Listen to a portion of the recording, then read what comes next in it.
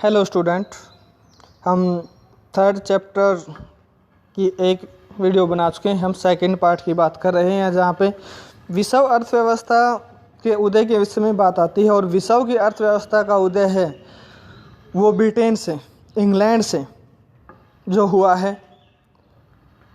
England में ही औद्योगिकरण की शुरुआत हुई है, जहाँ हम बात करते हैं इसमें। और ब्रिटेन ने, हमने पढ़ा भी है अब तक कि दुनिया की ज़्यादा देशों पर उन्होंने अपना कब्ज़ा किया है और अपनी औद्योगिक इकाइयों को ज़रूरतों को पूरा करने के लिए कच्चे माल का किस प्रकार से वहाँ से आयात किया गया है, उन सब कॉन्सेप्ट के विषय में यहाँ पढ़ा जाएगा। और किस प्रकार से विश्व अर्थव्यवस्था है हमारे सामने अस्तित्व में आती है। एक इम्पोर्टेंट फैक्ट है ये, आपका 6 नंबर के क्वेश्चंस की बात आती है कि विश्व में अर्थव्यवस्था के उदय के क्या कारण रहे हैं, या ब्रिटेन में ही विश्व में औद्योगिक इकाइयाँ हैं वो स्थापित हुई, या फिर अर्थव्यवस्था की शुरुआत वहाँ से क्यों हुई, उन कारणों की समीक्षा कीजिए। तो इस विषय को समझने के लिए सबसे पहले औद्योगिक यूरोप में खाद्य उत्पाद और उपभोग के बदलते रुझानों पर विचार करें तो बेहतर होगा। सामान्य रूप से सभी देश भोजन के मामले में आत्मनिर्भर होने का प्रयास कर रहे हैं, क्योंकि भारत भी आत्मनिर्भर नहीं था। तो एक नारा दिया गया था, आपको याद होगा, जय जवान जय किसान के नाम से। तो उसके बाद से ही देश को खाद्यान्न के मामले में आत्मनिर्भरता की बात है। हर बार जब भी किसानों की बात आती है तो इस नारे का जिक्र किया जाता है। आगे हम बात करते हैं, अगर उस समय ब्रिटेन खाद्य आत्मनिर्भरता के रास्ते पर चलता तो वहाँ के लोगों का जीवन स्तर गिर जाता। वो खाद्य में मामले में आत्मनिर्भरता के रूप में नहीं चला है, वो अपनी औद्योगिक इकाइयों को मजबूत बनाने के रास्ते पर चला है और सामाजिक तनाव फैलता। तो इसके विषय में बात की गई है। 18वीं सदी के आखिरी दशकों में ब्रिटेन की आबादी तेज़ी से बढ़ने लगी और नतीजा देश में भोजन की मांग बढ़ी, जिससे शहर फैले और उद्योग बढ़ने लगे। कृषि उत्पादों की मांग बढ़ने लगी, कृषि उत्पाद महंगे होने लगे। दूसरी तरफ बड़े भूस्वामियों के दबाव में सरकार ने मक्के के आयात पर रोक लगा दी। ये है कॉरन लॉ। यहाँ शॉर्ट क्वेश्चंस की बात आती है कि कॉरन लॉ क्या है, या फिर सरकार ने कॉरन लॉ पर जो प्रतिबंध है क्यों लगाए हैं, उनके विषय में बात आती है। ये सब यहाँ दिया गया है कॉरन लॉ के विषय में। ये आपका क्वेश्चन रहेगा। कानूनों के सहारे सरकार ने पाबंदी लगा दी थी, क्योंकि दूसरे देशों से जो उत्पाद है वो आ रहे थे और इंग्लैंड के जो किसान हैं उन उत्पादों का जो क्या है वो मुकाबला करने में असमर्थ रहे हैं। तो जिससे वहाँ के किसानों की स्थिति है वो कमज़ोर होने लगी है। लेकिन एक बात और है, व्यापारियों ने जो को घाटा होने लगा है, उनका व्यापार है वो कमज़ोर पड़ने लगा है। सरकार को मजबूरन उस मक्के के प्रतिबंध पर जो रोक है वो हटानी पड़ी है, जिससे ब्रिटेन में किसानों की स्थिति दयनीय ज़रूर हुई है, लेकिन व्यापारियों को लाभ हुआ है। और बहुत सारे किसानों को ने कृषि करना है वो बंद कर दिया, और काम की तलाश के लिए वो जो देश उपनिवेश बनाए गए थे वो उनके लिए कारगर साबित होते हैं, क्योंकि वहाँ रोज़गार उन्हें जो प्राप्त हो जाता है तो वो अपने देश को छोड़कर दूसरे देशों में चले जाते हैं, या फिर वहाँ के जो है वो निवास करते हैं। तो ये समस्याएं भी आती हैं ब्रिटेन के सामने, क्योंकि लोग बेरोज़गार हो जाते हैं, तो कृषि छोड़ देते, कृषि नहीं कर पाते हैं उस वजह से। तो गांव के गांव उजड़ जाते हैं, दूसरे देशों को चले जाते हैं। उनके विषय में बात आती है। जब खाद्य पदार्थों की कीमतों में गिरावट आई तो ब्रिटेन के में उपभोग स्तर बढ़ जाता है और औद्योगिक प्रगति काफ़ी तेज़ रही, जिससे लोगों की आय में वृद्धि हुई। लेकिन ये फ़ायदा किससे हुआ? सिर्फ पूंजीपति वर्ग को हुआ। किसानों को तो वहाँ पर भी फ़ायदा नहीं हुआ, क्योंकि किसानों ने तो जो मांग की थी वो औद्योगिक या पूंजीपतियों की वजह से जो डिमांड की गई है वो मांग है वापस लेनी पड़ी ब्रिटिश सरकार को।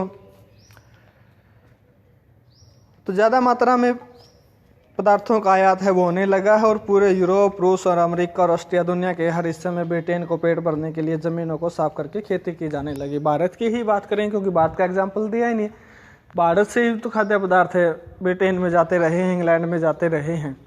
यहाँ कितने जो वन थे जो उन्होंने साफ कर दिए। यहाँ से वो संपदा वो ले जाने के लिए उन्होंने किस तरह से रेलवे का विस्तार किया है, वो अपनी ज़रूरतें पूरा करने के लिए किया है, ना कि भारत का विकास करने के लिए। जहाँ हम बात करते हैं इसमें आगे हम बात करते हैं 19वीं सदी के यूरोप में लगभग 5 करोड़ लोग अमेरिका और ऑस्ट्रिया में जाकर बस गए। अब 5 करोड़ की बात करता है, अब 3 करोड़ तो हरियाणा की आबादी भी नहीं है जहां हम बात करते हैं, और 5 करोड़ लोग जो ब्रिटेन के वहां से दूसरे देशों में चले जाते हैं, तो कितनी बड़ी संख्या में पलायन करते हैं। तो आप इस बात को समझ सकते हो कि वहाँ के लोगों में औद्योगिक उत्पादन का औद्योगिक इकाई स्थापित होने का किस तरह असर देखा गया है। और पूरी दुनिया में लगभग 15 करोड़ लोग बेहतर भविष्य के चाह में अपने घर बार छोड़कर दूसरे देशों में जाकर काम करने लगे थे। 1890 के दशक तक वैश्विक कृषि अर्थव्यवस्था सामने आ चुकी है। शॉर्ट क्वेश्चन है, इंपॉर्टेंट क्वेश्चन है, वेरी शॉर्ट क्वेश्चन की जहाँ हम बात करते हैं तो 1890 के दशक तक वैश्विक कृषि अर्थव्यवस्था सामने आ चुकी थी। वैश्विक कृषि अर्थव्यवस्था आप समझ सकते हो कि जिन वस्तुओं की डिमांड है सबसे ज़्यादा, उन्हीं वस्तुओं का उत्पादन है वो किया जाएगा कृषि के जरिए। तो ये बात यहाँ पे है।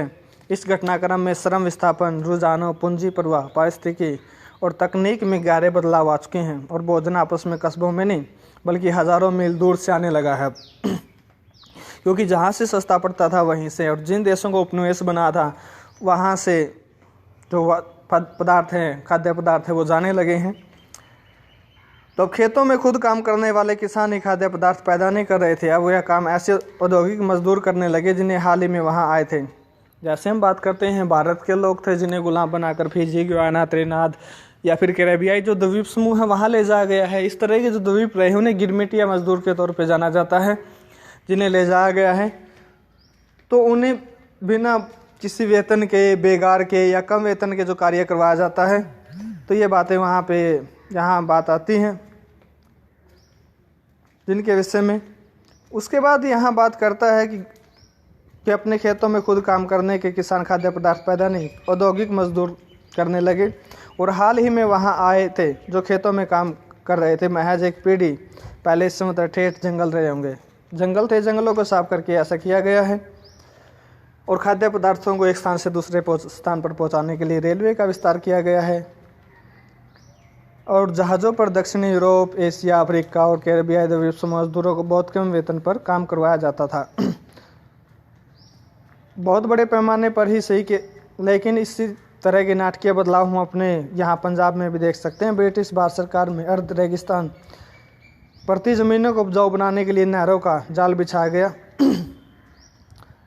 और नई नहरों की ताकि निर्यात के लिए गेहूं और कपास की खेती की जा सके। नई नहरों की सिंचाई वाले इलाकों में पंजाब के अन्य स्थानों के लोगों को लाकर बसाया गया, और इन बस्तियों को कैनाल कॉलोनी कहा गया। कैनाल कॉलोनी, नहर बस्ती, जो नहरें बनाई गई थी या जिनका निर्माण किया गया था उनके साथ साथ लोगों को बसाया गया है, उन्हें हम कैनाल कॉलोनी है वो कहते हैं। कि कैनाल कॉलोनी क्या है, शॉर्ट क्वेश्चंस की बात आती है, पंजाब की बात यहाँ की गई है। उसके विषय में भोजन तो सिर्फ एक उदाहरण था, कुछ ऐसे ही कहानियाँ कपास की भी रही है। दुनिया के बड़े पैमाने पर खेती की जाती है ताकि ब्रिटिश कपड़ा मिलों की मांग पूरी की जा सके। रबड़ की कहानी भी इससे अलग नहीं है। विभिन्न उत्पादों के लिए विभिन्न इलाकों में इतनी महारत हासिल कर ली है कि 1820 से 1914 के बीच विश्व व्यापार में 25 से 40% की गुना वृद्धि है वो हो चुकी है, और 60% तक हिस्सा है वो प्राथमिक उत्पादों का ही है, चाहे वो कृषि है की बात हम करते हैं, गेहूं है, कपास है या दूसरे कृषि उत्पादन रहे हैं, उनके विषय में बात आती है। नेक्स्ट जो कॉन्सेप्ट दिया गया है ये भी इम्पोर्टेंट है। ये चैप्टर पूरी हिस्ट्री के जितने चैप्टर रहेंगे 5, उनमें सबसे इम्पोर्टेंट चैप्टर है। 6 नंबर के क्वेश्चंस की संभावना यहाँ से है, 3 नंबर के क्वेश्चंस की यहाँ से है, और 1 नंबर के क्वेश्चंस की संभावना यहाँ से है हर एक किसी की ना किसी कोड में। इस घटनाक्रम में तकनीक की भूमिका क्या रही है, बाप के जहाज़ मतलब तकनीक के विषय में बात की गई है। व्यापार में तकनीक की क्या भूमिका रही है, या खाद्य पदार्थों को एक स्थान से दूसरे स्थान के पहुंचाने में किस प्रकार की भूमिका रही है, वो बात यहाँ रखी गई है। और पहला ही जो आपका पॉइंट है यहाँ से शुरू हो जाता है जहाँ हम बात करते हैं, तो ये तकनीक की भूमिका और दर्शाने में अपनी भूमिका निभाते हैं। तकनीक बदलाव महत्वपूर्ण है जिसके बिना 19वीं सदी में आए परिवर्तनों की कल्पना नहीं की जा सकती, क्योंकि रेलवे में बाप के इंजन है वो बनाए गए हैं। उनके विषय में टेलीग्राफ व्यवस्था शुरू की गई है ताकि ऑर्डर है वो दिए जा सकें। तकनीकी प्रगति अक्सर चौतरफा सामाजिक, राजनीतिक और आर्थिक कारकों का परिणाम भी होती है। उदाहरण के लिए उपनिवेशीकरण के कारण यातायात और परिवहन साधनों में भारी सुधार किए गए। ये दूसरा पॉइंट बन जाता है। यहाँ पे हम बात करते हैं तो रेलगाड़ियाँ बनी हैं, बोगियों का भार कम किया गया है, जलपोतों का आकार बढ़ा, जिससे किसी भी उत्पाद को खेतों से दूर के बाज़ारों में कम लागत पर और आसानी से पहुँचाया जा सकता है। ये 2 पॉइंट यहाँ हो जाते हैं। तीसरा पॉइंट और हम आगे देख सकते हैं जिसके विषय में बात करता है, मांस उत्पाद के विषय में बात की जाती है। क्योंकि पहले अगर हम बात करें इस प्रोसेस में, इसके विषय में, कि जो यूरोपीय देश रहे हैं वो आज भी मांस का सेवन सबसे ज़्यादा करते हैं। पशुओं की बात करते हैं, जानवरों की बात आती है, जहाँ पे जिस हर तरह के जो जानवर हैं वो खाते हैं, उनके विषय में 1870 के दशक में अमेरिका के यूरोप में मांस का निर्यात नहीं किया जाता था। उस समय केवल जिंदा जानवर ही भेजे जाते थे। पहले एग्जाम्पल क्या है जिंदा जानवर भेजने के, लेकिन जिंदा जानवर वो बीमार हो जाते थे, लंबा सफ़र उन्होंने तय करना पड़ता था, या कुछ जानवर है तो रास्ते में ही मर जाते थे, या उनका वजन कम हो जाता था। इससे व्यापारियों को हानि होती थी और इस हानि से निपटने के लिए रेफ्रिजरेशन की तकनीक को अपनाया गया। जैसे आज हम अपने फ्रिज में कोई वस्तु रखते हैं वो एक लंबे समय तक सेफ रहें, तो ऐसे ही ये रेफ्रिजरेशन की तकनीक है सबसे पहले समुद्री जहाज़ों के अंदर ही अपनाई गई थी। ये तो रेफ्रिजरेटर जो हम देखते हैं अपने घरों के अंदर, ये तो बाद में आए हैं। वहाँ क्या किया जाने लगा कि पहले फिर जानवरों को मारकर ही उनके मांस को जो क्या है उन रेफ्रिजरेशन में रखकर जो क्या है बेचा जाने लगा, ताकि व्यापारियों को किसी प्रकार की कोई हानि ना हो। इसके विषय में बात की गई है। और उसके बाद 19वीं सदी के आखिर में उपनिवेशवाद के विषय में बात की गई है कि 19वीं सदी में जो उपनिवेश उन्होंने स्थापित किए हैं यूरोप या देशों में, वहाँ की सामाजिक और पारिस्थितिकीय परिवर्तन जिस तरह से आए हैं, उन समाजों के विषय में बात की गई है। अफ्रीका के कागजी विभाजन की यहाँ बात आएगी, क्योंकि अफ्रीका के ये मैप है, आपको दिखाई दे रहा है, कुछ चीज़ें आपको जो यहाँ दिखाई दे रही हैं कि जैसे कि ये तो एक स्केल के माध्यम से ऐसा ही पॉसिबल हो पाता है, ये आंकड़े हैं, तो ये सच्चाई है। अफ्रीका का कागजी विभाजन के विषय में बात की गई है कि अफ्रीका को अपना उपनिवेश बनाने के लिए एक सम्मेलन बुलाया जाता है। अफ्रीका के कागजी विभाजन पर नोट लिखे यहाँ से स्टार्ट हो जाता है बर्लिन में 1885 में। और जो भी देश रहे हैं, जो ताकतवर देश रहे हैं, उन देशों ने अफ्रीका के मैप पे, जैसे इंडिया के मैप पे हमारे पास होता है और हम स्केल लगा के कहें कि ये मेरा हिस्सा है, ये मेरा हिस्सा है, तो ऐसे ही जो ताकतवर देश रहे उन्होंने स्केल के माध्यम से अपने अपने हिस्से हैं में बांट लिया है, उसको लकीरें खींचकर। ये ब्रिटेन है, उसमें फ्रांस है, क्योंकि उस समय ये ही दुनिया की सबसे बड़ी ताकतें रही हैं, ब्रिटेन और फ्रांस की, जहाँ हम बात करते हैं। तो उन्होंने उसको अपने कब्जे में लिया है। पहले स्पेन के कब्जे में रह चुके कुछ उपनिवेशों का कब्जा करके 1890 के दशक के आखिरी वर्षों में संयुक्त राज्य अमेरिका भी उपनिवेशिक ताकत बनकर उभरा है। तो इसमें ब्रिटेन, फ्रांस, स्पेन और अमेरिका, तो इन देशों ने जो क्या है अफ्रीका का जो कागजी विभाजन है वो किया है। उसके विषय में बात आती है। सर यहाँ एक नाम दिया गया है बॉक्स नंबर 2 में, शॉर्ट क्वेश्चंस की बात आती है कि सर हेनरी मार्टिन स्टैनली कौन थे? सर हेनरी मार्टिन स्टैनली कौन थे, उनके विषय में बात आती है। एक पत्रकार और खोजी थे जो न्यूयॉर्क हेरल्ड ने उन्हें कई साल पहले अफ्रीका गए लिंग्विस्टन नामक मशीनरी, मतलब जो जहाज़ है उसकी खोज के लिए भेजा गया था, क्योंकि वो वापस नहीं लौट पाया। तो उसके विषय में बात की गई है। हथियारों से लैस है, वो यहाँ दिखाया गया है। उसके विषय में जहाँ हम बात करते हैं, ये मार्टिन स्टैनली के विषय, ये तस्वीर है जो दिखाई गई है वो मार्टिन स्टैनली की दिखाई गई है यहाँ पे। तो मार्टिन स्टैनली के विषय में ये बात आती है हमारी।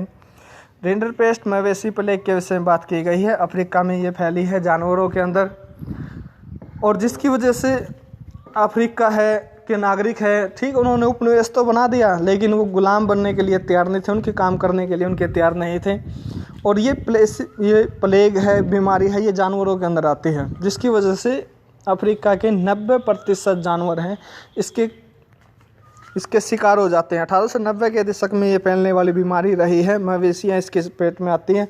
और ये ऐसी बीमारी है जैसे कोई जानवर है जो चारा खाता है, उसके चारे को अगर कोई दूसरा जानवर खा लेता है, क्योंकि उसके लार्वा हैं उसमें मिक्स हो जाते हैं, रह जाते हैं, तो वो बीमारी उस जानवर के अंदर चली जाती है। इसी तरह के संक्रमण जैसे कोरोना है, इस तरह का संक्रमण है, तो ये ऐसी ही बीमारी है जानवरों के अंदर जो आई अफ्रीका के अंदर, तो बहुत सारे जानवर है उसके के शिकार बन जाते हैं।